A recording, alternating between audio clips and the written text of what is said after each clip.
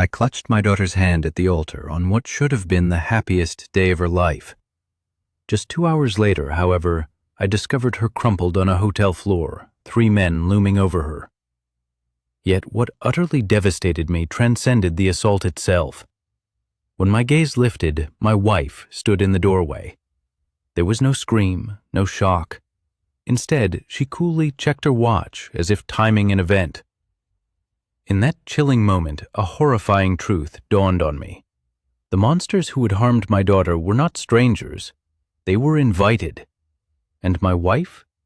My wife had extended those invitations. Click like and subscribe for more tales of betrayal. And please share your city or country in the comments. My name is Marcus. For 12 dedicated years, I served as a United States Navy SEAL. My missions took me to 17 countries. I underwent training for scenarios that most people can't even fathom in their darkest nightmares. I've faced men intent on my demise and lived, enduring experiences that should have shattered me permanently. But nothing, absolutely nothing, could have prepared me for the treachery within my own family. I first met Lauren in 2009 at a San Diego bar. I was on leave, attempting to embrace normal life for a fortnight. She was there too, blonde and sharp, laughing at something her friend had said. She didn't know I was a SEAL, nor did she seem to care. We dated for 8 months before I revealed my profession. Most women, upon hearing that, typically leave. They struggle to cope with the uncertainty, the endless deployments, the gnawing fear that you might not return home. Lauren, however, insisted she could handle it. She claimed she wanted to forge a life with me regardless. We married in 2011. Jessica, however, was born in 2000. Wait, that timing doesn't quite align, does it? No, Jessica wasn't my biological daughter. Lauren had her from a previous relationship. But the moment I laid eyes on that 3-year-old girl, she became unequivocally mine. I legally adopted her when Jessica was 5. I taught her to ride a bike, attended every recital, every graduation. I filled her head with stories of courage and strength, promising her that as long as I lived, nothing in this world would ever harm her. I believed those words with all my heart when I spoke them. I retired from the Navy in 2010, transitioning to a role as a security consultant. It was less intense, offering more stability and the comfort of being home every night. We bought a house in Connecticut, good schools, a white picket fence, the quintessential American dream. For 15 years, I ceased being Marcus the SEAL. I was Marcus the dad, Marcus the husband, Marcus the man who coached Little League and attended PTA meetings. And I was, genuinely, happy. Then, Jessica decided to marry. She was 24. Derek, a lawyer, was successful, stable, and conventionally handsome in that corporate way. They met at Columbia Law School and dated for 3 years before he proposed. He appeared to be the type of man who could provide Jessica with the normal, secure life she deserved. I didn't just approve, I genuinely liked him. The wedding was set for June 15th at the Riverside Hotel in Westchester with 300 guests. Jessica looked ethereal walking down the aisle, an angel in white. I wept, actual tears freely flowing. Sitting in the front row beside Lauren, seeing my daughter in that white dress, I felt an overwhelming sense of completion, as if everything I had strived for, all those years building a normal life, had finally culminated. Lauren squeezed my hand during the ceremony and whispered, "We did good, Marcus." And I believed her. I truly thought we had. The reception unfolded flawlessly. Exquisite food, vibrant music, joyous dancing. Jessica and Derek shared their first dance. Then Jessica danced with me. She wrapped her arms around my neck and confided, "I'm so happy, Dad. I feel safe." Those very words, "I feel safe." I reassured her, "You always will be, I promise you." It's a promise I've regretted every single day since.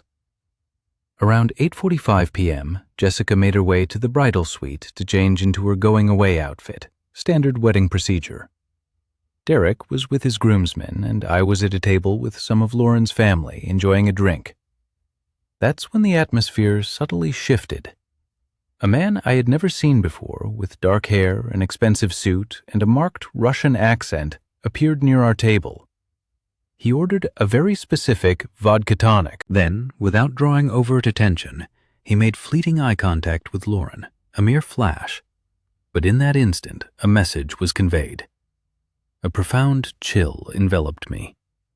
15 years in retirement, yet my SEAL training surged forth as if I had never left. That look. I had witnessed it before, in Yemen, in Afghanistan, exchanged between individuals coordinating something, a signal, a critical confirmation. I rose casually. "I'm going to check on Jessica," I informed Lauren. She didn't respond, engrossed in her phone. I walked towards the bridal suite hallway. No one stopped me. The hallway was quiet, unnervingly so for a wedding. I could discern that Jessica's door was slightly ajar, and from within I heard men's voices, multiple voices. My hand was on the doorknob when her scream pierced the silence. Not a scream of joy, but one of raw terror. I pushed the door open. There were 3 men. One was the Russian. Another was Marco, whose image I recognized from a photograph in Derek's office. He was Derek's business partner. The third man was unfamiliar. And Jessica, my little girl, whom I had sworn to always protect, lay on the floor. Her dress was ripped, her hair disheveled. She was thrashing and screaming, but against 3 of them. In the corner of the room, observing with chilling detachment, as if witnessing a business transaction, was Lauren. When our eyes met, there was no shock, no cry for help. Her gaze held an expression of cold resignation, as though she had merely concluded a task. In that horrifying instant, I understood. My wife hadn't been betrayed. She was the betrayer. This wasn't random. It was meticulously planned. Everything transformed in the ensuing 6 seconds. 2 men were incapacitated. The third fled. I didn't pursue him. Instead, I rushed to Jessica, holding her while I called 911. The police arrived, then ambulances. We went to the hospital. Jessica was examined, statements were taken, both men were arrested. But here's where the system catastrophically failed her. They had money, and with it, excellent lawyers. By the next morning, they were out on bail. Evidence was questioned. The business partner suddenly had a corroborated alibi. The Russian, through his lawyer, claimed the encounter was consensual. Security footage was conveniently corrupted. Within 72 hours, both men were free. My daughter was destroyed, and her destroyers walked free. And my wife? My wife was gone. Not physically, but she was no longer my wife. She was something else entirely, something I couldn't recognize. That night, sitting alone in my car in the hospital parking garage, I made a profound decision. The law had failed. The police had failed. The system had failed. I refused to fail. For the first time in 15 years, I grasped the true purpose of my training, why I had become the person I was.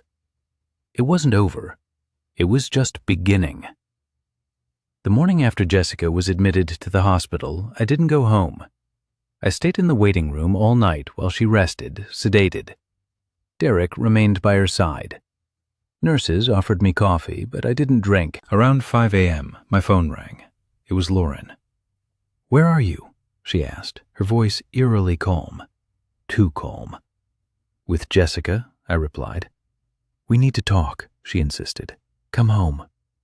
I hung up, but I did go home, not because Lauren asked, but because I needed to search the house. I needed to find proof of what I already instinctively knew, that my wife had deliberately orchestrated our daughter's destruction. The house was eerily silent when I entered. Lauren was in the kitchen, brewing coffee as though it were a mundane Saturday morning. She wore her yoga clothes, her hair was perfectly blow-dried. She looked as though she had enjoyed a perfect night's sleep. "How is she?" Lauren inquired, avoiding my gaze. "Raped," I stated, the word hanging in the air like a potent poison. "Our daughter was raped by men you invited." Lauren turned to face me, her expression unchanging. You don't know what you're talking about. I saw you in that room, I countered.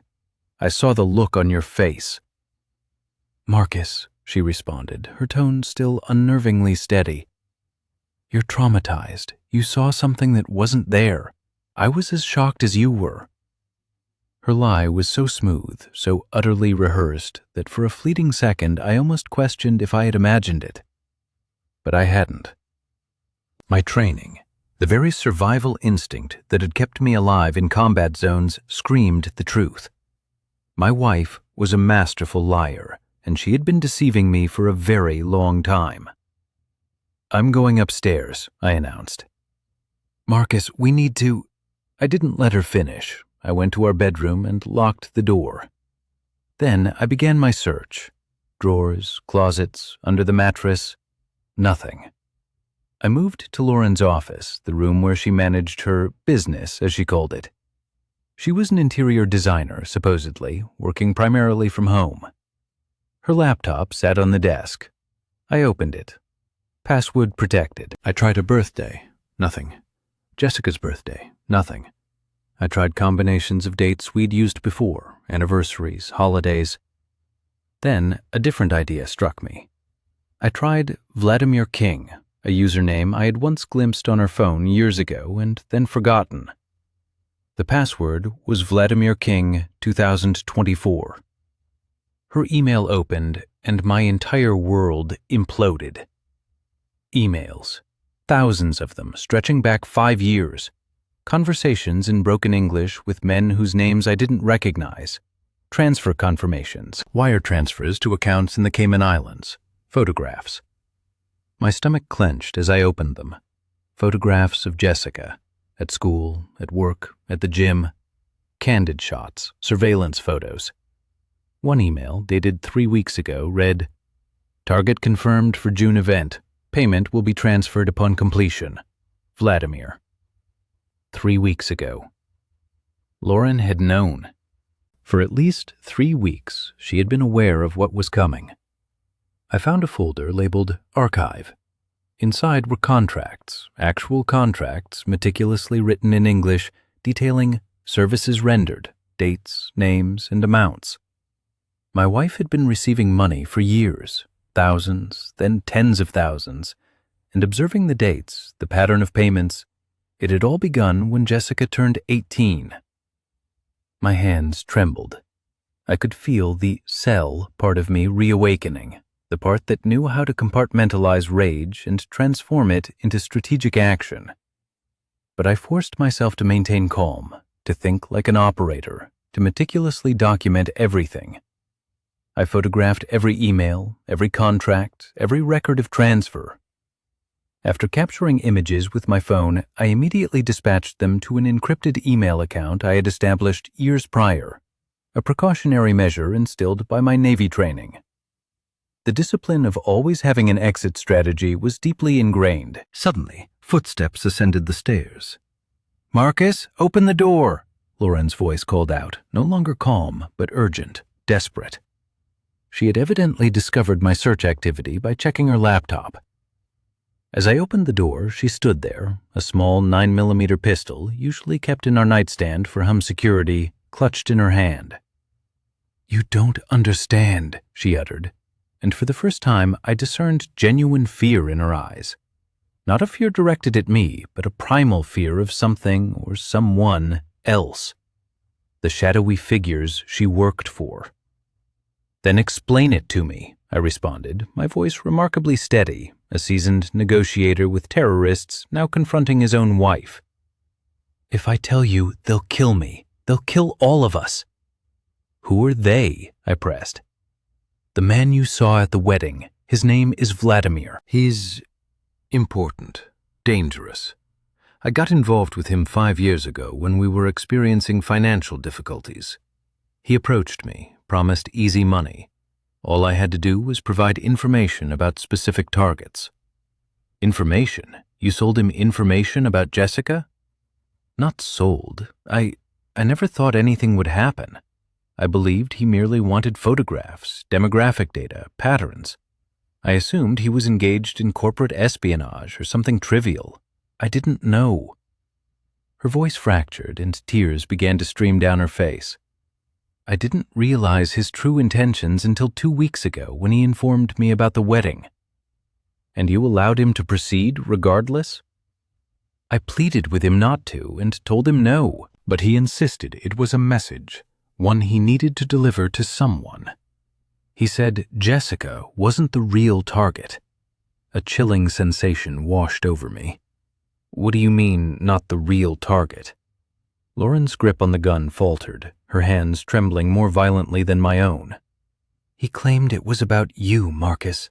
That you had done something to him 15 years ago, and he had been biding his time to make you pay. The room began to reel. 15 years. That was the year I left the Navy, the year I believed I had shed all such entanglements. What did I do to him? I questioned, though the answer was already forming in my mind.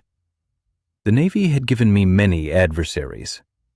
I don't know his real name, she confessed. He just said you'd recognize him when the time came, and that he wanted you to endure the same suffering he had. I gazed at the woman who was my wife, whom I had loved, trusted, and built a life with, and a stark realization hit me. She was merely a pawn in a larger game. She had been manipulated. Yet this truth offered no solace. She had still made her choices. She had still accepted their money. She had still allowed our daughter to be shattered. "Give me the gun," I commanded.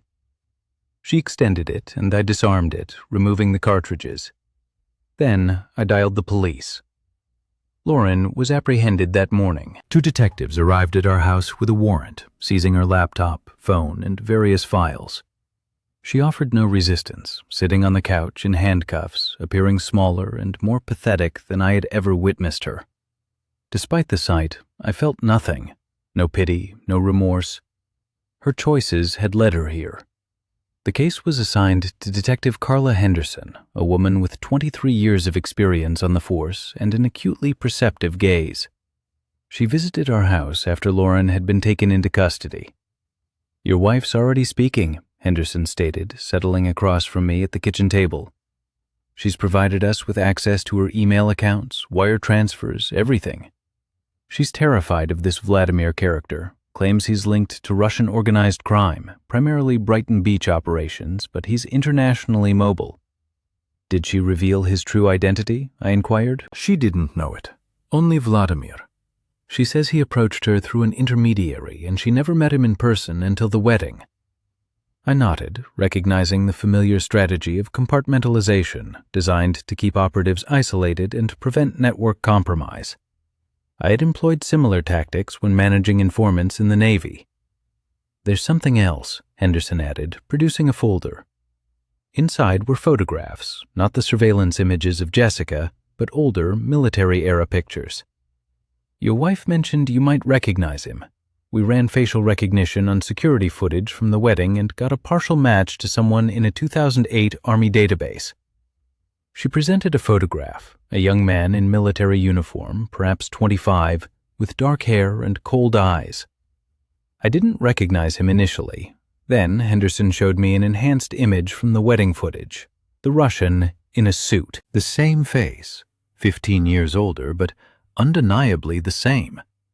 Instantly, it clicked. I knew exactly who he was. Dmitry Volov. In 2008, he was a Russian Army intelligence officer stationed in Kabul.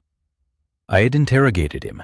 He was supplying weapons and intelligence to the Taliban. My team had been tasked with extracting information, which we did. The extraction was rough. He was barely alive when we left him. "You know him," Henderson observed, not as a question, but a statement. "Yeah," I replied softly. "I know him." "Care to elaborate on what occurred?" I did, though not entirely. Certain details from my operational days remained classified. Still, I provided enough, recounting the mission, Volov's designation as a target, and the interrogation. I omitted the methods. It wasn't necessary. "So he's been tracking you for 15 years, Henderson concluded. "Looks that way. And he used your daughter as a weapon." I nodded, my jaw tightening as my old training, the compartmentalization, the strategic thinking, resurfaced. Dmitri had meticulously planned this. He had years to orchestrate it, drawing close to me through Lauren, studying Jessica, and waiting for the perfect moment to strike. But he had made one crucial error. He let me live. He let me find Jessica. He let me uncover the truth. And that miscalculation would cost him everything.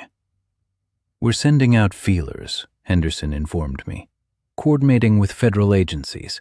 Immigration is checking ports and airports. But between you and me, Marcus, if this guy is as connected as your wife suggests, he's likely long gone by now, back to Russia. We might not be able to touch him." "That's not your concern," I stated. Henderson eyed me cautiously. "What do you mean?" "You perform your duty. The legal system performs its duty. I'll perform mine. Marcus, if you're considering—" "I'm not considering anything. I will collaborate with you, assist in any way I can, but I won't deceive you. If this proceeds to trial and he walks free, as the other two did, there will be consequences." "Is that a threat?" "No, it's a fact." Henderson closed her folder. She understood my implication, likely having heard it from countless other fathers, other men whose families had been ravaged by the system. Yet she also knew there was little she could do to stop it.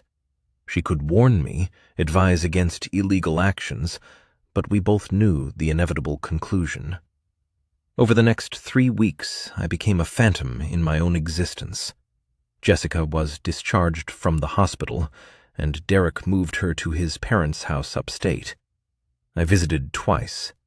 She couldn't bring herself to look at me, not out of blame, but because my presence served as a stark reminder of the trauma. The wounds were too fresh, too raw. Derek's demeanor towards me had shifted. He was cooler, more distant. I couldn't fault him. His fiancée had been assaulted by his own business partner. His world, too, had imploded. I spent my days with Henderson, poring over evidence, scrutinizing Lauren's financial records, and unraveling the network of individuals involved. Marco, the business partner, had fled the country. Federal agents traced his passport activity to JFK, used 3 days after the wedding for a flight to Moscow. The Russian had vanished. No credit card activity, no phone records, nothing. But I possessed a resource the police lacked: 15 years of active military contacts. SEAL buddies who owed me favors, intelligence analysts with ongoing access to classified databases, and former operators who understood that the legal system sometimes required a push. I began making calls. By the 4th week, I had names, addresses, and discernible patterns. I learned that Dmitri was not in Russia. He was in New York, specifically Brighton Beach, operating out of a nightclub called the Kremlin. He had protection, local organized crime connections, money, and influence. But he didn't possess what I had: 15 years of expertise hunting men in the shadows. One night, I was parked outside the Kremlin, observing the comings and goings, when my phone rang. It was Jessica. "Dad," her voice was small, fragile. "Hey, sweetheart, how are you?" "I want him to hurt the way I hurt," she confided. "I want him to suffer. And I know that's not what I'm supposed to say in therapy. I know I'm supposed to forgive and heal, but I don't want to. I want him to burn." I listened to my daughter's pain, and something within me irrevocably shifted. This was no longer about the law. This was no longer about justice delivered through the courts. This was about what she deserved, what we both deserved. "He will," I promised her. "I promise you, he will." And I meant it with every fiber of my being. The first breakthrough arrived on a Tuesday morning with a call from Detective Henderson. She had secured a warrant to monitor Lauren's phone while she was in custody. One of Lauren's pre-arrest calls had been made to a number in Brighton Beach. The call was traced back to a shell company that owned the Kremlin nightclub. "We're building a case," Henderson explained, "but it's slow. We need more evidence, financial trails, recorded conversations. Right now, it's circumstantial." I understood. The legal system moved with the deliberate pace of a glacier, slow, methodical, yet it couldn't move swiftly enough for what was to come. That same week, I engaged a private investigator named Thomas Blake, a former FBI agent with an impeccable reputation. I tasked him with gathering every conceivable detail about Dmitry Volov, his movements, his associates, his routines, his vulnerabilities. Blake worked efficiently. By Friday, he had compiled a file thicker than anything the police possessed. Dmitry managed his operation with the precision of a military commander, disciplined, strategic, predictable. He arrived at the Kremlin nightly at 10 p.m. and departed at 2 a.m., accompanied by a 4-man security detail. He resided in a penthouse apartment in a high-rise overlooking the ocean and had a girlfriend, a 22-year-old dancer at the club named Ivy. The opportune encounter with his girlfriend became my strategic advantage. I tasked Blake with uncovering her residential address, daily routines, and vulnerabilities.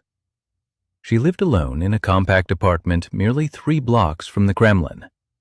Her employment was nocturnal, and she struggled with a developing cocaine addiction. Despite Dmitry's financial support, she was perpetually broke, a common plight among addicts. She was desperate, and desperate individuals often commit errors. I arranged a rendezvous at a coffee shop conveniently situated 3 blocks from her apartment, instructing Blake to orchestrate the meeting. An anonymous message alluding to monetary gain and promising effortless work was dispatched. Blake excelled in such matters, adept at crafting irresistible lures. Ivy arrived unaccompanied, appearing gaunt and restless. Her eyes reflected the weariness of someone exploited by a harsh industry, yet still striving for recovery. After ordering coffee, she settled opposite me, oblivious to my identity. "Are you Blake's associate?" she inquired. "Something to that effect," I responded. "I am seeking information about an acquaintance of yours, a man named Dmitry." Her entire physique tensed. "No, I'm not doing this." She began to rise. I extended my hand, gently clasping her wrist, not forcefully or menacingly, but with a firm grip. "Sit down," I stated quietly. "I am not law enforcement. I am affiliated with no organization. I am simply a father, and I require knowledge about the man who shattered my daughter's life." A certain cadence in my voice, perhaps the authentic agony, caused her to hesitate. Slowly, she resumed her seat. "What do you wish to know?" she whispered. "Everything." For 2 hours, Ivy recounted details. She elucidated Dmitry's operations, his exploitation of women, his ties to organized crime syndicates throughout the East Coast, his months-long planning of a significant endeavor, and his fixation on a particular target, a man he claimed had wronged him profoundly in the past. The wedding attack, she explained, was personal, a deliberate message. It was intended to draw the man out of hiding, Ivy relayed. He believed that once the man became aware of the incident, he would react, thereby revealing his whereabouts to Dmitry. I then understood that Dmitry's agenda was far from concluded. The assault on Jessica was merely the initial maneuver. He was hunting me, leveraging my daughter as bait to entice me into the open. "Does he know your name?" I queried Ivy. "No, I'm just someone he utilizes," she replied. "I need you to perform a task for me." "No, absolutely not. If he discovered I spoke with you, he won't. I need you to record a conversation with him. Nothing intricate, just get him to discuss his reasons for coming to America, why he was in New York. I require his voice, his confession." "That's insane. He'll kill me." I produced an envelope containing $30,000 in cash, which I had withdrawn that morning. "This is for you, and when this concludes, when he is incarcerated, I will ensure you receive an additional $100,000. Enough to abandon this life, get clean, begin anew." Ivy gazed at the money, her hands trembling. I observed the internal struggle, fear versus desperation. Desperation ultimately prevailed. "Okay," she acquiesced. "Okay, I'll do it." Blake furnished her with a micro recorder, ingeniously disguised as a phone charger. Simple technology, undetectable unless actively sought. We rehearsed the conversation. I instructed her on what to ask, how to sustain his dialogue. She was terrified, yet her survival was paramount, surpassing her fear. 3 nights later, Ivy carried the recorder into the Kremlin. She sat with Dmitri in his private booth. She flirted, inquired about his past, and plied him with costly vodka. He spoke freely. He recounted his experiences in Afghanistan, the American soldiers who interrogated him, and the man he had vowed to locate and destroy. He detailed how he had finally tracked down this man, retired in Connecticut, married, living like a hero, and how exquisite it would be to make him suffer. He vividly described his men's actions toward Jessica, laughing as he narrated. He declared it was merely the genesis. He proclaimed he would utterly break Marcus. My name was the one he used. He would shatter me so completely that I would wish for my demise in that interrogation room 15 years prior. Blake retrieved the recording that night. Listening to it in my car, parked outside the Kremlin, a chilling sensation settled in my chest. This transcended mere justice. This man had decreed my family as his possession, my daughter as his weapon, asserting that I owed him a blood debt. The recording was admissible in court, a confession coupled with Lauren's testimony and financial records. It sufficed for prosecution. Henderson was elated when I presented it, though she refrained from inquiring about its acquisition. "This is it," she declared. "This is precisely what we needed. I can proceed. This arrest warrant should be issued by Monday." Yet I possessed knowledge the detective did not. I knew Dmitri would not yield meekly. I knew he commanded resources and connections. I knew the legal system would be a protracted battleground, a process through which my family would be dragged once more. I knew that if I desired genuine justice, the kind that heals rather than merely punishes, I would have to claim it myself. That evening, I made preparations. I emptied my safety deposit box, retrieving documents and credentials from my Navy days, items I never anticipated needing again. I contacted 3 men with whom I had served, individuals I trusted implicitly. I informed them I required their assistance for a final operation. They posed no questions, as was their custom. The arrest warrant for Dmitri was issued on Monday morning. He was taken into custody at the Kremlin during his customary 10 p.m. arrival. Federal agents, not local police, conducted the arrest. Henderson had coordinated with the FBI due to the interstate organized crime connections. Dmitri offered no resistance, smiling as they cuffed him, as if he had expected it all along. At the precinct, he immediately requested legal counsel. A man named Julian Crest appeared within an hour. Expensive suit, expensive haircut, the type of attorney retained by organized crime. Dmitri was placed in an interrogation room where Henderson attempted to break him with the recording. Dmitri listened to his own voice confessing without a flicker of emotion. "That's me speaking," he stated through his lawyer. "So what? A man talks. That's not a crime." "You confessed to orchestrating a sexual assault," Henderson countered. "I confessed to nothing." I narrated a story to a woman in a bar. Fantasy bragging. It holds no weight without corroboration.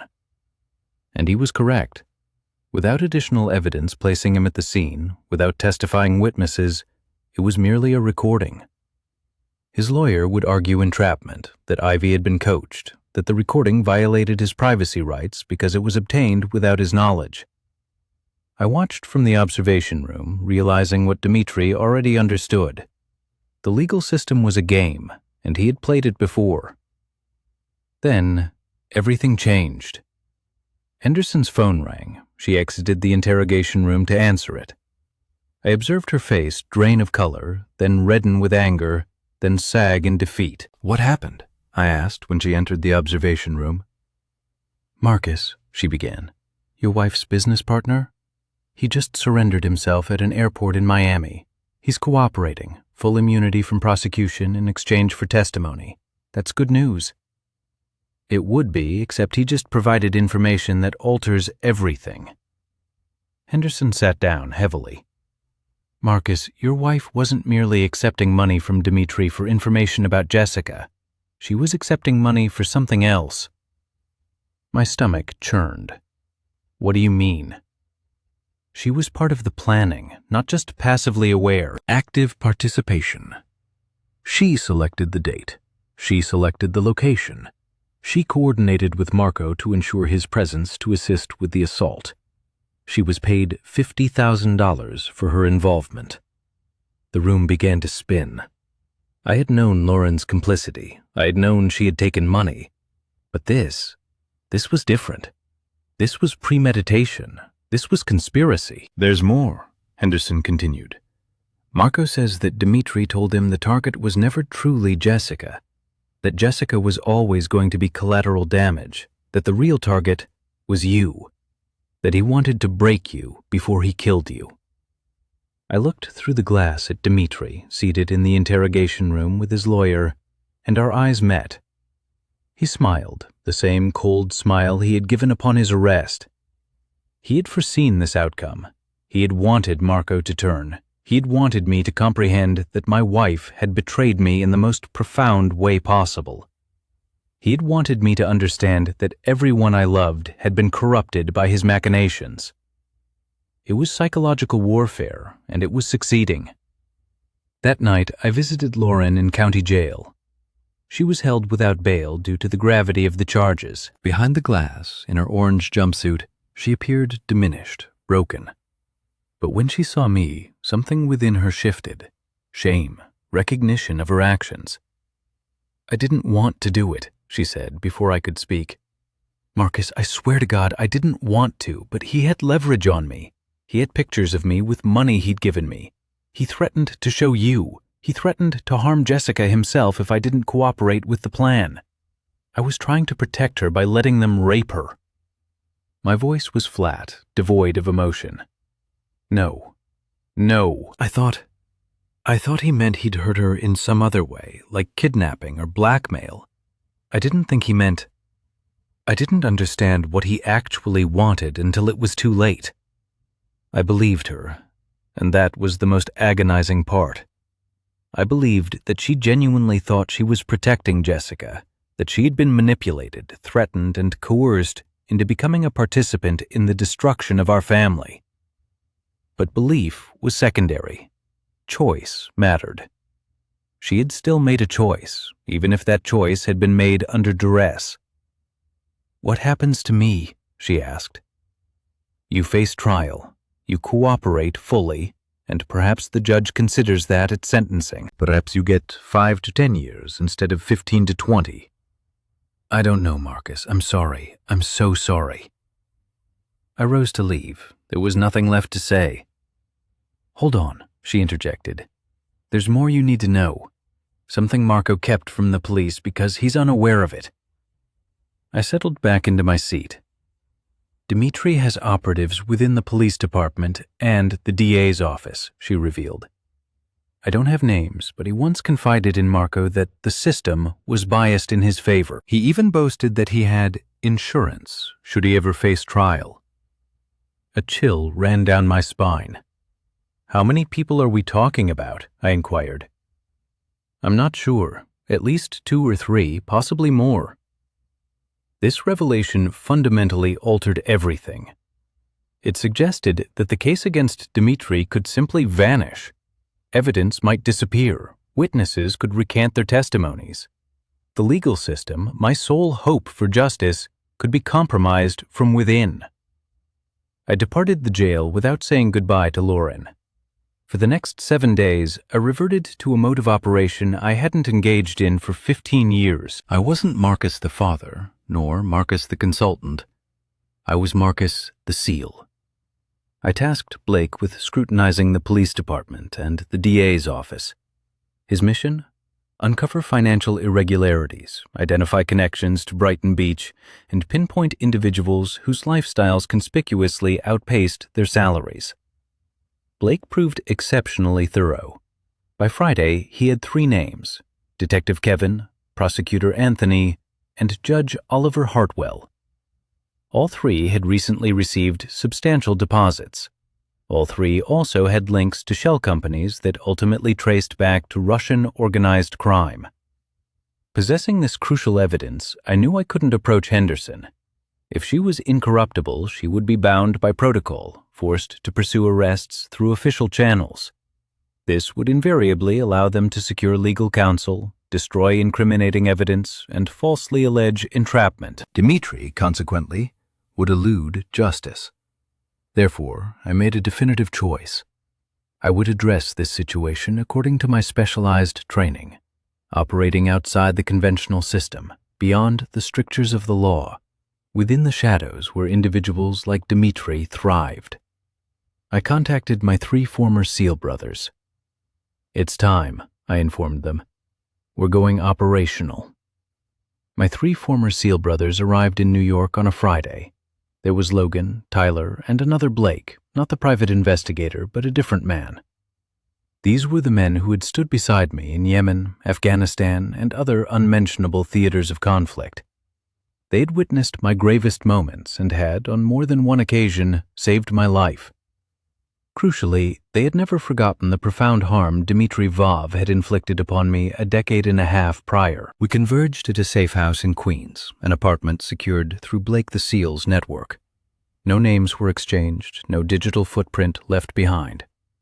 I meticulously outlined every detail for them: the recording, the pervasive corruption, the systemic compromise, the lingering brokenness of Jessica, and the undeniable fact that Dmitri was still at large. "He will walk free," I stated, "unless we ensure he doesn't." Logan, the eldest among us, whose temples were just beginning to show streaks of gray, regarded me with a prolonged gaze. "Do you truly grasp the gravity of what you are asking?" he inquired. "Yes, I do," I confirmed. "Because once we venture beyond this boundary, there is no turning back. We are no longer soldiers, Marcus. We become criminals." "I understand." Tyler then spoke. "Jessica, how is she truly faring?" "She's shattered," I admitted. "In therapy, barely able to leave the house. Derek's trying to help, but nothing seems to work. She asked me to make him suffer, to watch him burn." "Then we burn him," Tyler declared with stark simplicity. This sentiment exemplified what I so deeply admired about these men. There were no lectures, no moral ambiguities. They comprehended that sometimes the system faltered, and such failures demanded correction. Over the subsequent 3 days, we meticulously planned our operation.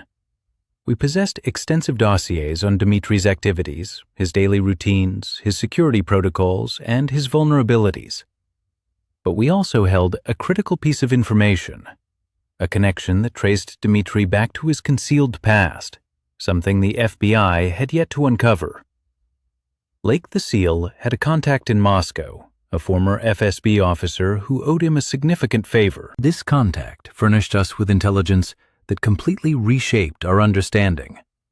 Dmitri Volkov was not merely a Russian army intelligence officer.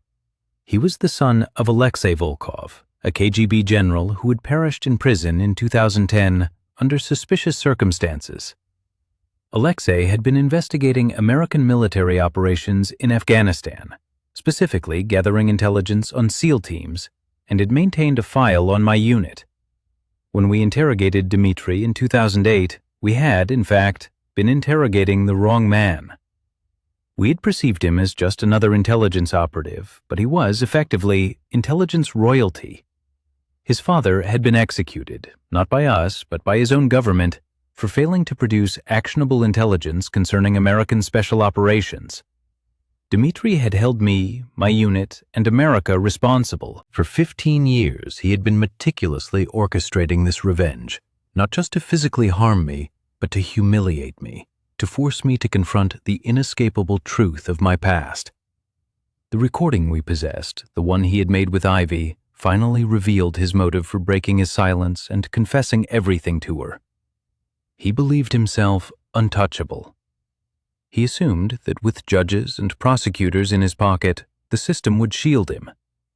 He had made a crucial error.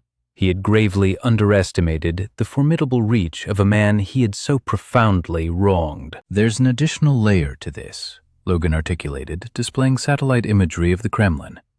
He's not just involved in sex trafficking and drug distribution, he's supplying weaponry. Intelligence from NSA contacts suggests he's been selling military-grade equipment to hostile entities. This transcends mere organized crime. It's a matter of national security. So we take it to the FBI, I proposed. The FBI is compromised at the local level, Logan countered. We need to go federal, but we must do so with extreme caution. We require irrefutable evidence, evidence that originates from a source completely untraceable to us. At that moment, I grasped the full scope of our endeavor.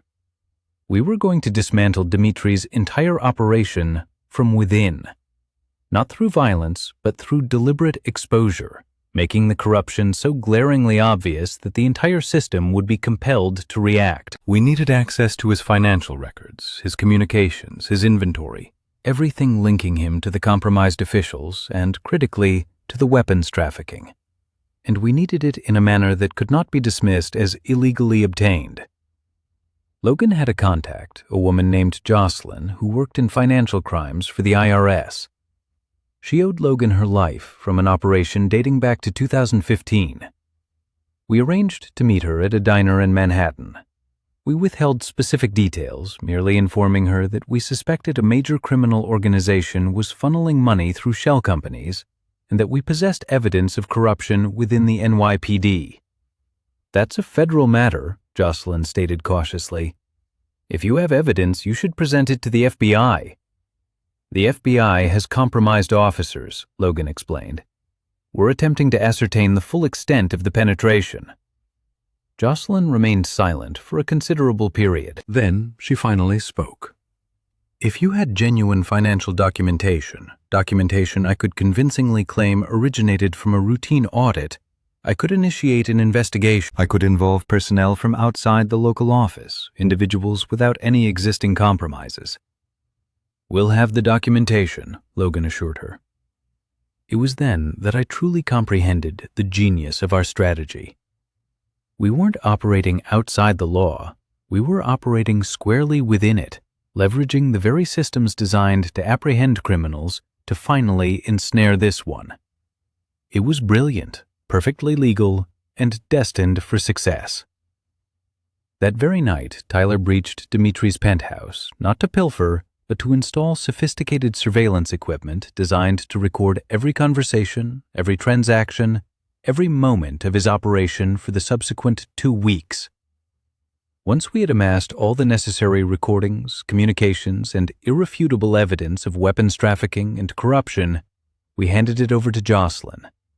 She promptly filed complaints with the IRS, the FBI, and the Department of Justice. She adhered to all proper channels and procedures, but crucially, she also flagged the case as potentially compromised locally, ensuring it would immediately receive federal oversight. Within 72 hours, federal agents from Washington, D.C., not the local FBI, descended upon New York. They apprehended Kevin, Anthony, and Judge Hartwell. They confiscated Dmitri's meticulously kept records, and Dmitri was arrested once more, this time on federal charges of weapons trafficking, money laundering, conspiracy, and racketeering.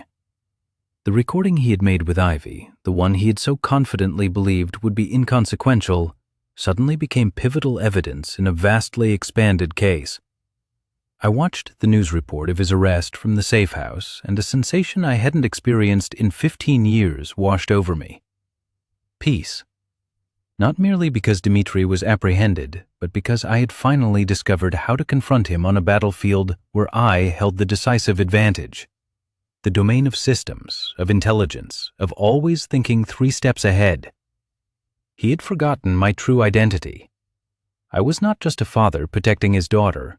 I was a highly trained operative who had spent 15 years mastering the art of blending into civilian life.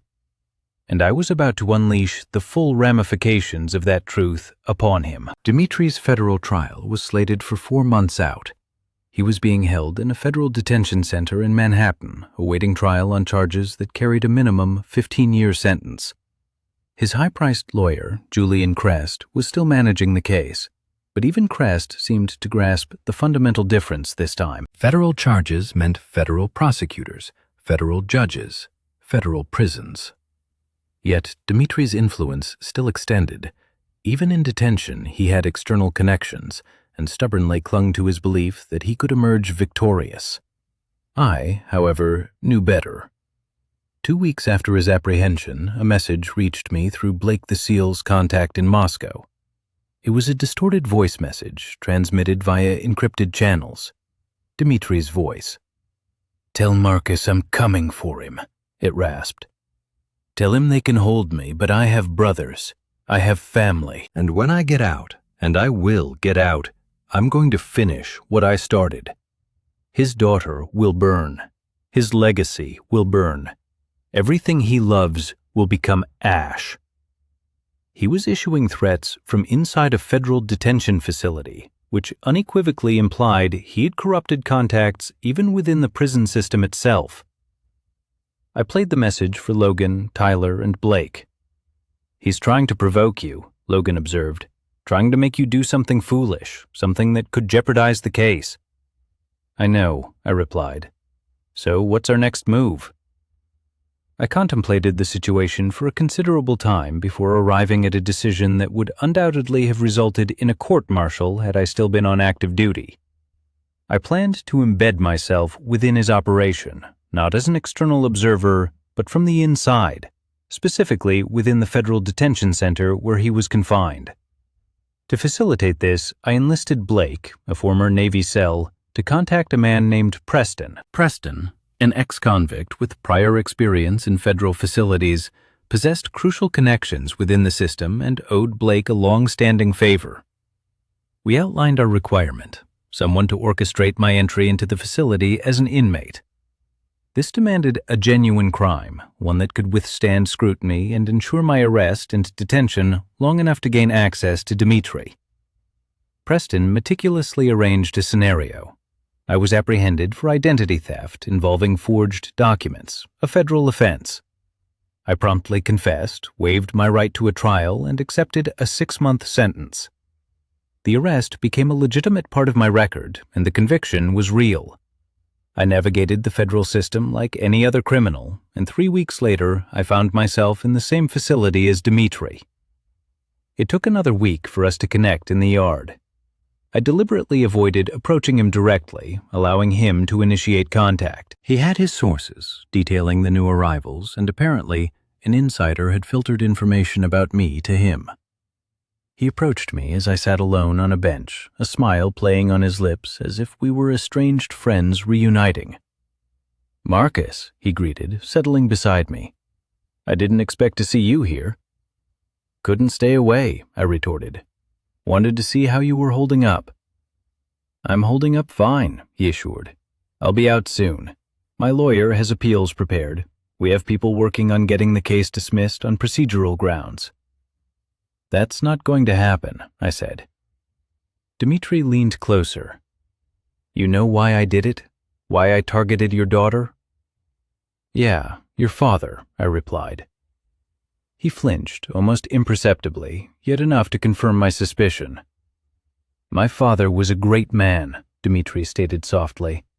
"He was working on something important, something that could have changed the balance of power in the Middle East, and your government murdered him, executed him in a prison because he knew too much. Your father was executed by his own government, the FSB, for treason, because of American pressure, because of men like you," I countered. It was then I grasped the true nature of Dimitri's quest, not merely revenge, but validation. He yearned for me to confirm that his father's death was intrinsically linked to me, to my operations, to my presence in his life. He craved the belief that his pain held significance, that his suffering stemmed from a tangible cause, rather than the arbitrary barbarity of his own government. Your father was a spy, I stated plainly, and spies die. That's the business. It's not personal. It was personal to me, he snarled. Then you should have come after me, not after Jessica. She was innocent. Dimitri's face hardened. You don't understand. I needed you to understand what it feels like to lose everything. To have someone you love destroyed by forces you can't control. I understand perfectly. That's why I'm going to make sure you spend the next 20 years in the cell thinking about what you did to her. And every single day you're going to know that your operation fell because you underestimated a man you thought you'd already broken. There's something you should know, he asserted. Something your daughter should know. The men who did it, the ones who are out on bail, they're going to disappear. I have arrangements. They're going to flee to Russia, and there's nothing you or the police can do about it.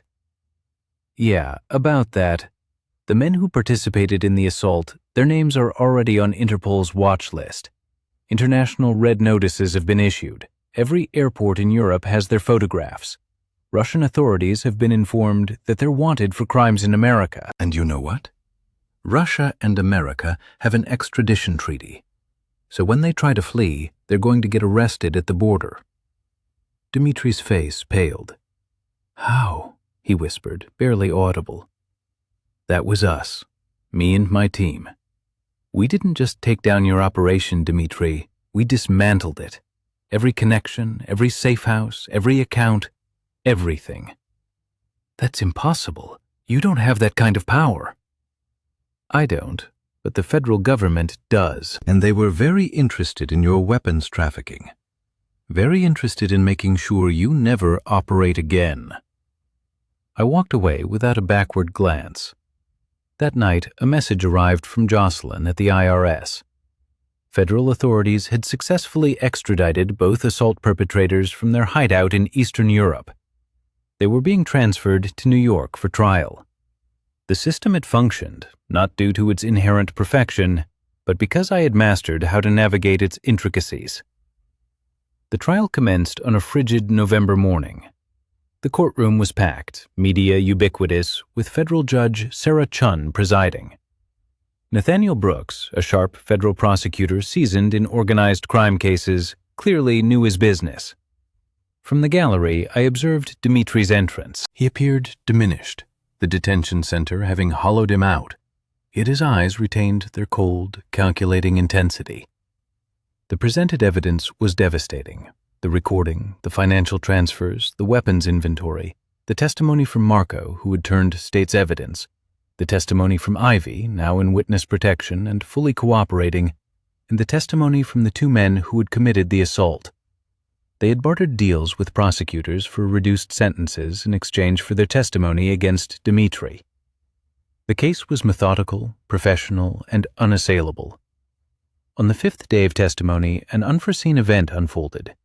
A lawyer I had never seen before entered the courtroom. She was sharp, in her mid-50s, with gray hair, named Daphne Rosewood. She presented documents to Judge Chun.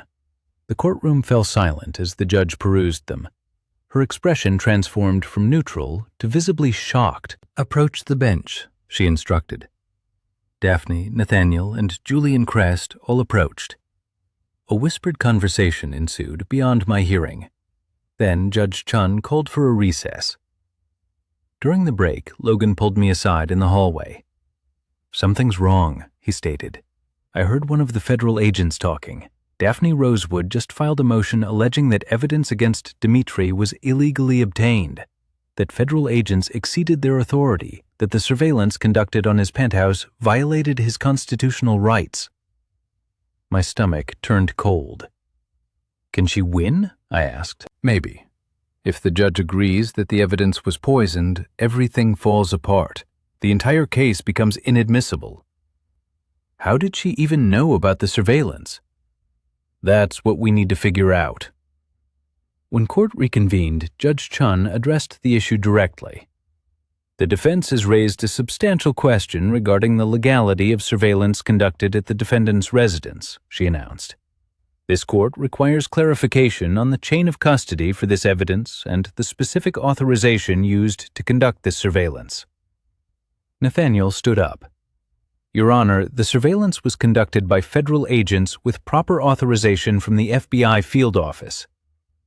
"I need documentation of that authorization," Judge Chun countered. specific warrants, specific justification. Here, the trap sprang. The FBI field office could not produce the warrants because they had not been issued through normal channels. Logan, Tyler, Blake, and I had installed the surveillance equipment. We hadn't obtained warrants. We had conducted illegal surveillance and then funneled the information to Jocelyn, who had used it to initiate a federal investigation. The moment that came out, everything we had done would be exposed, and more importantly, everything the federal government had built upon that evidence would become legally questionable. I felt the case slipping away. But then, something extraordinary transpired. Judge Chun called for a private hearing in her chambers, just her, the lawyers, and me as a material witness. The courtroom was cleared. "Tell me exactly what happened," she commanded, addressing me directly. "And don't lie to me. I'll know." I met her gaze for a long moment, then I relayed the truth. All of it. The infiltration of his penthouse, the unauthorized surveillance, how we had fed the information to Jocelyn, how the investigation had subsequently proceeded through legal channels. Judge Chun listened without interruption. When I finished, she remained silent for a considerable time. "Why didn't you just go to the police?" she inquired. "Because the police were compromised." "And you knew this?" "Yes." "How?" "Through my own investigation, through sources that predate this case, through intelligence that I can't publicly disclose." "You violated federal law. You conducted surveillance without authorization. You broke into a private residence." "I did." "And you did this to protect your daughter?" "Yes." "Here's what's going to happen," she declared. "The evidence you illegally obtained will remain inadmissible. The surveillance will be excluded from trial. However," she paused, "the federal investigation that proceeded from your evidence did generate independent evidence, interview transcripts, financial records obtained through proper legal channels by the IRS, testimony from witnesses who came forward through legal means. That evidence is admissible because it was obtained legally." "So the case survives?" I asked. "The case survives, but you don't. If anyone asks, you will never hear. This conversation never happened. And you need to understand something, Mr. Marcus. If I find out you're involved in any further vigilante activities, I will personally ensure you spend the rest of your life in federal prison. Am I clear?" "Crystal clear." "Good. Now get out of my chambers." The trial resumed. Without the surveillance evidence, the prosecution's case was weaker, yet still robust. The financial records, the compelling witness testimony, and the meticulous weapons inventory collectively formed an irrefutable case. It took the jury 3 arduous days to deliberate, but on the 4th day, they returned with a definitive verdict: guilty on all counts.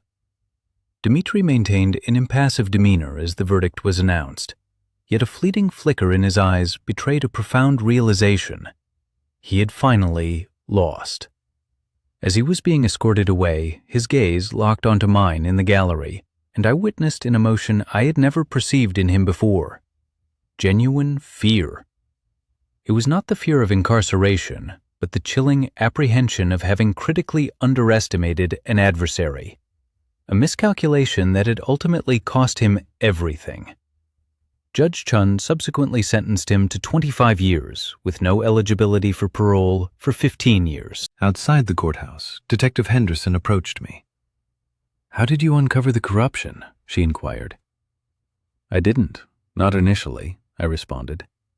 "But as your investigation commenced, certain patterns began to emerge, financial irregularities hinting at external influence. You saw it before I did." She scrutinized me intently before stating, "If you ever overstep the boundary again, Marcus, I will personally arrest you, regardless of the circumstances." "I understand," I affirmed. "Good," she retorted, "because while your actions produced results, they could have jeopardized everything, the entire case, the prosecution, even the integrity of the justice system. You were fortunate." She departed before I could offer any reply. That same evening, I visited Jessica at the hospital. She was in the psychiatric ward, working through her trauma with a specialized therapist. Upon seeing me, she began to weep. "He's going to prison," I assured her, "for 25 years. The men who harmed you are going to prison. Your mother is going to prison. It's truly over." "Is it?" she questioned, a deep uncertainty in her voice. "Will it ever truly be over?" I had no immediate answer for her, understanding that healing was not an instantaneous outcome of a sentencing.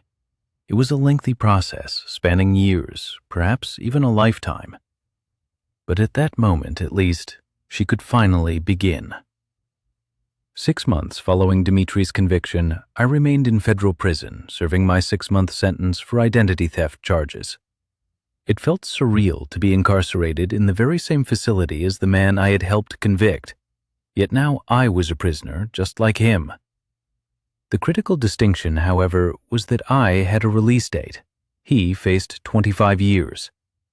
The warden, and indeed everyone in the facility, was aware of my identity, the man who had brought down a Russian mobster, the former SEAL who had successfully infiltrated his operation. In that environment, I inadvertently became a legend, not a hero, but a cautionary tale. I symbolized the notion that sometimes the system, even with a forceful nudge, could ultimately prevail. During my final month, a significant meeting was arranged with Colin Mackenzie, a federal prosecutor from the Department of Justice, not local but federal, the kind of prosecutor who handles cases of national importance. "We have a problem," he divulged in a private room within the facility. "Dimitri's conviction is secure, but his reach extends far beyond our initial estimates. We've uncovered evidence that he has associates still active on the outside, continuing to traffic weapons, still linked to hostile foreign governments." "What do you require from me?" I asked. "Your cooperation," he stated. "Official cooperation. We need you to testify before a federal grand jury about your knowledge of his network, his operations, and the true extent of his influence." I reminded him, "My involvement was supposed to remain confidential." "It was," he acknowledged. "But now we're confronting national security. This weapons trafficking transcends mere organized crime. We possess evidence suggesting Dimitri was supplying military-grade equipment to terrorist organizations, to hostile state actors. This situation is far greater than a single criminal case." I comprehended his request clearly. He sought for me to step out of the shadows officially, to place my name on the record, to make my involvement in the case public testimony. "If I agree to this," I asserted, "it changes everything. My daughter's case will become national news. The illegal surveillance will be exposed publicly. Everything will come to light." "Yes," he confirmed. "And Judge Chun has consented to grant you immunity for any illegal activities undertaken in connection with the investigation. You will not face prosecution for the surveillance, the break-in, or the unauthorized investigation. In exchange, you testify." I pondered this, thinking of Jessica and what it would signify for all of this to be disclosed in federal court, permanently etched into the public record. "I need to speak with my daughter first," I conveyed. The following week, I was released from federal prison. Logan picked me up and we drove to the quiet, upstate facility where Jessica was continuing her recovery. Derek was already there with her. They had quietly married 6 months after the assault, with only family present. I requested to speak with Jessica alone. She appeared better, stronger, still haunted perhaps, but undeniably healing. We sat on the facility's porch, gazing out over the grounds. "The federal government wants me to testify," I informed her, "officially, on the record. It means everything will come out. Your assault becomes part of a federal record, the investigation into me becomes public, Mom's crimes become public, all of it." "Will it help keep him incarcerated longer?" Jessica inquired. "Perhaps," I replied, "and it will help dismantle his network, potentially saving others from experiencing what you endured." Jessica remained silent for a considerable time. "Then do it," she finally declared. "I'm weary of hiding. I'm tired of pretending this never happened. If my story can help prevent him from harming anyone else, then it should be public." The grand jury testimony spanned 3 days in federal court. I painstakingly detailed every aspect: the mission in Afghanistan, Dimitri's interrogation in 2008, his subsequent escape, and his years of meticulous planning for revenge. I recounted my infiltration of his operation, the surveillance, and the coordination with federal agents, everything. Prosecutors presented a wealth of evidence: confiscated weapons, intricate financial records, intercepted communications, and photographs of the operation, all graphically illustrating the immense scope of Dimitri's enterprise and the significant danger he posed. By the conclusion, the grand jury had indicted not only Dimitri, but also 14 of his associates, network members spread across 3 states, including money launderers, weapons dealers, and corrupt officials he had bribed. The criminal operation was being disassembled piece by piece. However, there was one more crucial element, an additional layer that Colin Mackenzie had deliberately withheld until the opportune moment. On the final day of testimony, he unveiled something that dramatically altered the entire narrative: intelligence from the NSA, specifically signals intercepts and communications between Dimitri and Russian intelligence officers. This was not merely organized crime. These were actual state actors. The Russian government had been leveraging Dimitri as an asset, utilizing his operation to transfer weapons to terrorist organizations and to destabilize American military supply chains.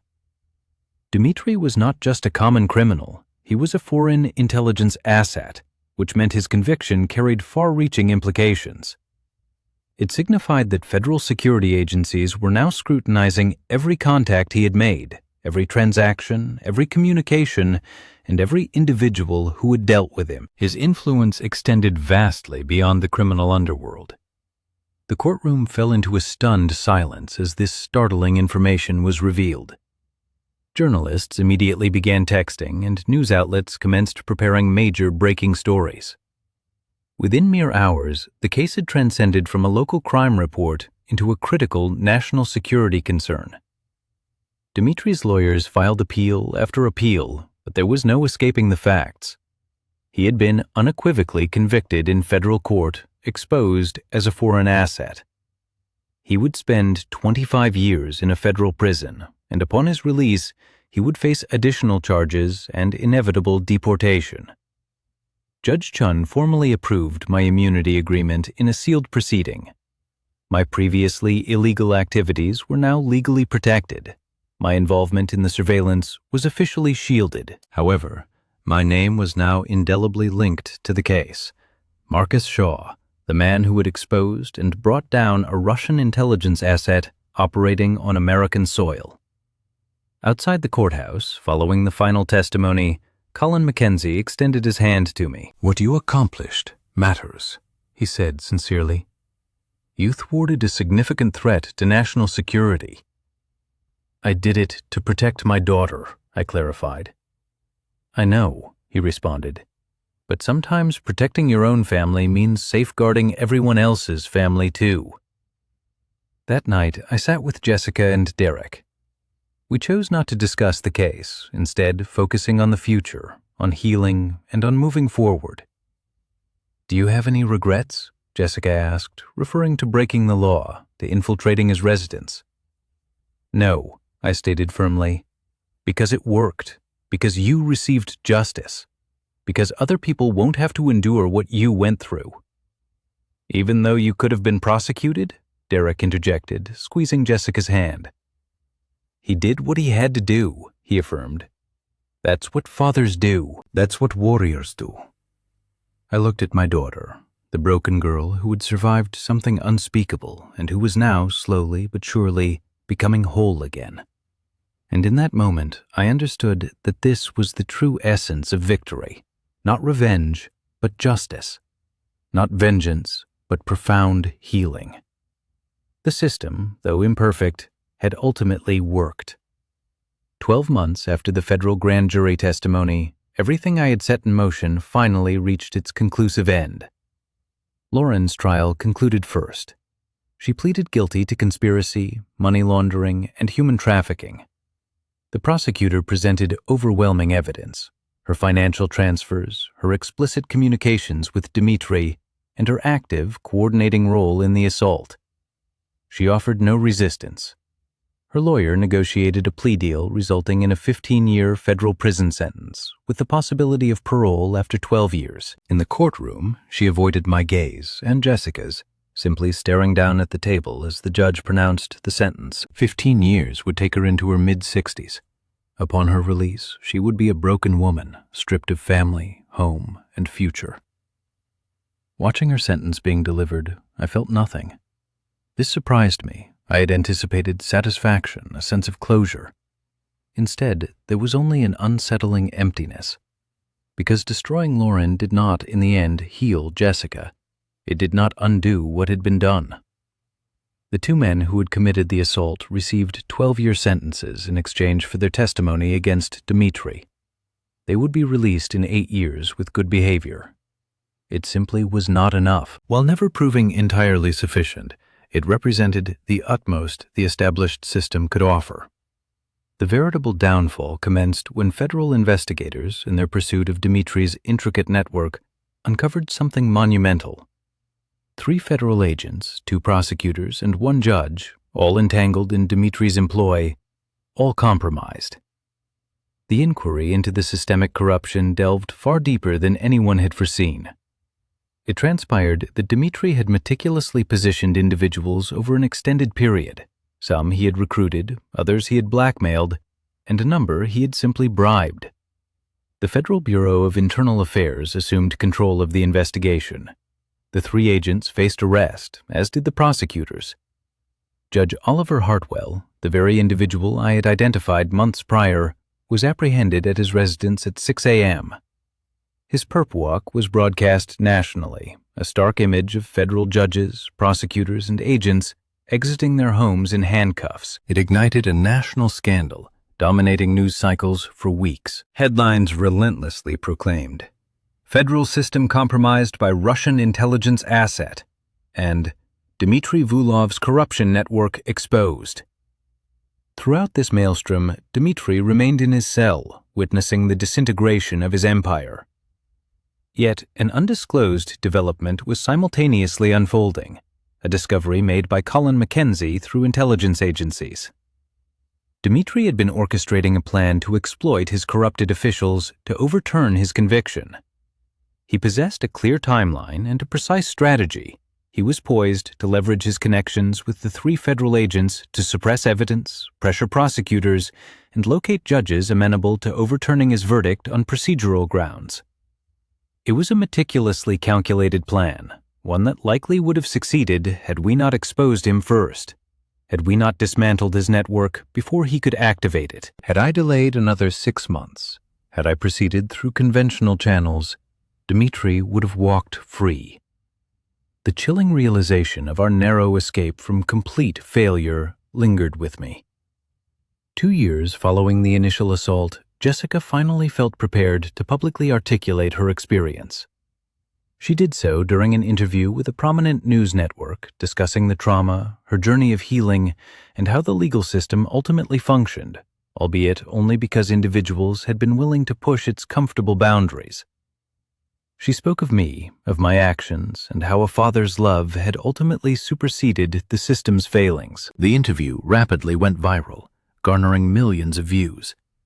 Jessica subsequently evolved into an advocate for trauma survivors, delivering speeches at universities, publishing articles, and utilizing her platform to assist others who had endured similar horrors. Throughout this period, she never expressed animosity toward Dmitri. Instead, she conveyed something far more potent: indifference. He no longer held any significance in her life. He was merely a man in a cell, utterly irrelevant. This, more than any prison sentence, seemed to break him. Intelligence reports from federal prison indicated that Dmitri had become withdrawn and isolated. His network was gone, his finances frozen, his operation dismantled. He was left with nothing, no leverage, no allies, no future. 3 years after his conviction, he attempted suicide. Guards discovered him in time, and he survived, but something intrinsic within him had perished nonetheless. Derek and Jessica conceived, and they welcomed a son, whom they named Marcus, after me, an honor I felt undeserving of, yet accepted with profound gratitude. Witnessing the birth of my grandson felt like a profound healing, a testament to life's continuation despite the encroaching shadows, as if the future was reclaiming what the past had attempted to obliterate. Logan, Tyler, and Blake, the 3 SEAL brothers who had assisted me, resumed their lives. Logan married a woman he met in New York, Tyler established a security consulting firm, and Blake returned to his private investigation work. We maintained contact, though we never discussed the operation. What transpired in that darkness remained confined to it. Judge Chin retired 2 years after Dimitri's trial. I read her resignation letter. It refrained from mentioning the case, yet I understood she had bent rules that perhaps should have remained unbent, turning a blind eye to vigilante justice because she grasped a fundamental truth. Sometimes the system required prompting from individuals willing to operate outside its parameters. I never conveyed my thanks to her, nor did I explicitly acknowledge my awareness of her actions. Yet I often thought of her. I contemplated how the law was not always inherently just, but how, occasionally, when good people made difficult choices, it could approximate justice. Colin Mackenzie contacted me one evening, 3 years after my federal grand jury testimony. "I wanted you to know," he began, "Dimitri's appeal was denied. His conviction stands. He's not getting out, not through legal means anyway. The case is closed. Thank you for telling me. There's something else. We've been monitoring communications from Russian intelligence. Dimitri is no longer their asset. They've disowned him. They consider him a liability. He's alone now. Completely alone." After our call concluded, I sat in my home office contemplating the profound implications. Dimitri had spent 15 years plotting vengeance, 15 years scheming to destroy me. Yet in the end, he had annihilated himself. He had woven a web so intricate that its collapse dragged him down with it. Jessica called that night. "Dad, I wanted to tell you before you heard it from anyone else. Derek and I are moving to California. He got a job offer. We're going to start fresh, a new city, a new life, away from all of this." "That's wonderful, sweetheart. I wanted to thank you for everything, for never giving up, for doing what needed to be done, for being a father." After we said our goodbyes, I stood in my yard, gazing at the stars. Somewhere in a federal prison, Dmitry Volov was observing the same stars through a constricted window, acutely aware that he had lost everything. And somewhere in California, my daughter was embarking on building a new life, a genuine life, a healing life. That, I realized, was justice. That was victory. 5 years subsequent to Dimitri's conviction, I stood in the same cemetery where my parents were interred. Jessica was beside me, holding little Marcus, my grandson, now 4 years old. Derek was also present. We were placing flowers on a grave that had not existed when this nightmare commenced. It was Lauren's grave. She had died in federal prison 2 years into her sentence, succumbing to a heart attack at 58. The woman I had married, with whom I had built a life, had been shattered by her own choices, and now she was merely a name etched on a headstone. Jessica gently laid down the flowers and squeezed my hand. "Do you forgive her?" little Marcus inquired, with the innocent directness characteristic of children, devoid of the burdens adults carry. Jessica looked at me before responding. "I forgive her," she said, "not because what she did was okay, but because holding on to anger was destroying me more than it was hurting her." In that moment, I grasped the profound lesson this entire journey had imparted. Justice was not about punishment. Justice was about healing. And healing, I understood, materialized only when one chose to relinquish the poison they were consuming. I departed the cemetery that day and drove to federal prison to visit Dimitri, the first time I had seen him since his conviction. The guards ushered him into the visitation room. He appeared spectral, hollowed, and broken. Prison had aged him 20 years rather than 5. "Why are you here?" he questioned. "To tell you something," I responded. "My daughter is healing. She's writing a book about her experience. She's helping other survivors. She's building a life. You tried to destroy her, and you failed. Not because I saved her, but because she's stronger than what you did to her." Dmitri offered no response. He simply stared at the table. "And me?" I continued. "I'm at peace. I found justice through the law. I worked within the system instead of outside it. That's the real victory. That's what you never understood." "Why tell me this?" Dmitri whispered. "Because you need to know that you lost completely. Your revenge didn't break me, it broke you." I rose to depart, but Dmitri spoke once more. "I'm sorry," he uttered. The words sounded alien coming from him, foreign, as if he struggled to articulate them.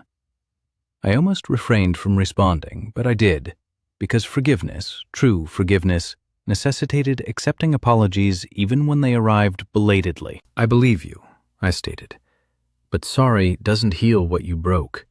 It just means you finally understand what you've done."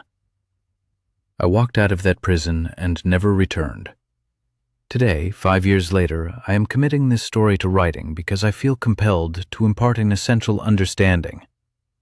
Justice is not revenge. Revenge is a corrosive poison, a relentless, unending cycle. Real justice, however, is the profound satisfaction of walking away, knowing that the system functioned, knowing that the law, despite its imperfections, can be steered towards righteousness by individuals who choose to believe in it. My daughter is alive. She is healing.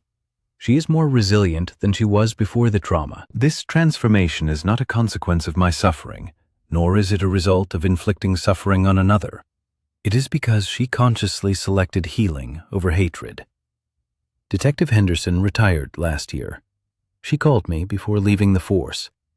"Thank you," she said, "for reminding me why I became a cop, for showing me that the system can work when people fight for it." Judge Chin passed away peacefully in her sleep 6 months ago. At her funeral, I reflected on the choice she had made to overlook my illegal surveillance. I contemplated how, at times, justice demanded that individuals bend the rules so that those very rules could ultimately be upheld. Dmitri will spend the remainder of his life in federal prison. He will never again harm another. Not because I eliminated him, but because the system, that imperfect, flawed, yet inherently beautiful system, successfully incarcerated him where he can no longer inflict damage. And that, I concluded, is victory. That is genuine victory. Now, I eagerly await your thoughts. From where are you watching this? Which country? Which city? Please share in the comments below. I want to know who you are. I want to connect with you. Because stories like this, they only truly matter if they reach people. When they ignite hope within individuals, fostering a conviction that justice can indeed prevail, even against seemingly insurmountable obstacles, they gain true significance. And so, I pose this question to you. What kinds of narratives resonate most deeply? Are you drawn to tales rich with treachery and unexpected turns? Do military revenge sagas capture your interest?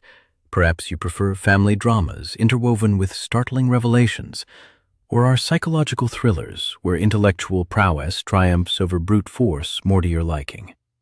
Share your thoughts in the comments below. What stirs your emotions? What brings tears to your eyes? What instills in you the belief that goodness can ultimately conquer malevolence? Because I can assure you, I possess a wealth of additional stories, narratives of individuals who believed themselves invincible until they encountered someone of unyielding resolve. Chronicles of families fragmented by hidden truths and subsequently reunited through honesty. Accounts of unassuming individuals who rose to extraordinary heights when their dearest ones required them most. Please give this video a like, subscribe to this channel, activate notifications to ensure you don't overlook the forthcoming powerful narrative embracing themes of retribution, atonement, and equity. As next week, I will present a story that will undoubtedly profoundly affect you. It's a tale concerning a CEO who perceived himself as immune to legal consequences until his daughter uncovered his illicit activities. A story exposing corporate malfeasance, familial devotion, and the repercussions when societal structures collapse so utterly that only veracity offers salvation. This story is titled, "My Father Stole Millions. I Made Him Confess on Live Television." And believe me, you will not want to miss it. I appreciate your presence here. I am grateful for your attention to Marcus's Odyssey. Thank you for holding the conviction that justice holds importance, because it undeniably does. And occasionally, justice manifests as a humbled individual in a prison cell, finally comprehending the profound losses he has incurred.